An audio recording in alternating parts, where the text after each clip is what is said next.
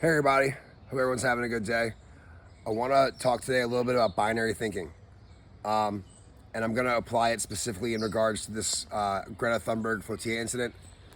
I know that the way that I might be coming off to some people might seem like I'm against activism, but that's not the case. I think it's great young people are activists. I think it's awesome to question everything and fight for freedom and stuff like that. But my opinion, specifically with the Greta Thunberg thing, I don't think she's really making much of a difference in this specific case. B, I think it's performative. And C, at worst, it might be actually sponsored by corporations. And D, at the very least, she's creating a huge carbon footprint on this with the boat. And the amount of supplies they're bringing in is like minuscule compared to what's needed in there. Not to mention, I know people are going to say that this is Hasbara, whatever. They're actually, Israel and the United States are bringing aid in. We can get to that topic at a different time. I know some people think that the aid is a trap, this and that and the third. The amount of aid necessary, this and that. So that's a whole other topic. So I get that people don't think that Israel and the U.S. are the right mechanism.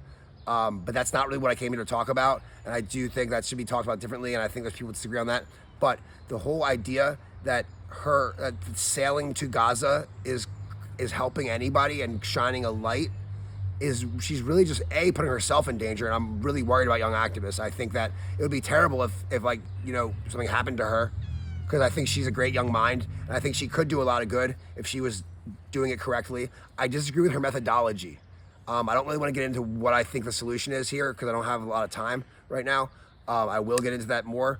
But I think that when you think about methodology and how someone does something, I think we need to focus on how.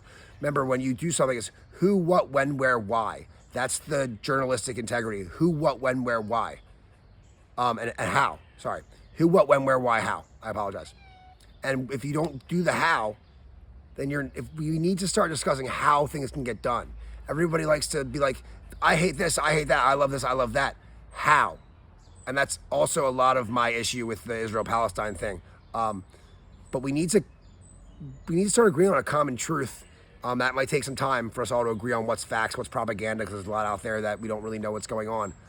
But if we can just have an open mind and understand that when someone says, I think, for example, I'm not trying to isolate Greta Thunberg. I know it's not just her, but I think Greta Thunberg did this incorrectly, or I'm criticizing this action.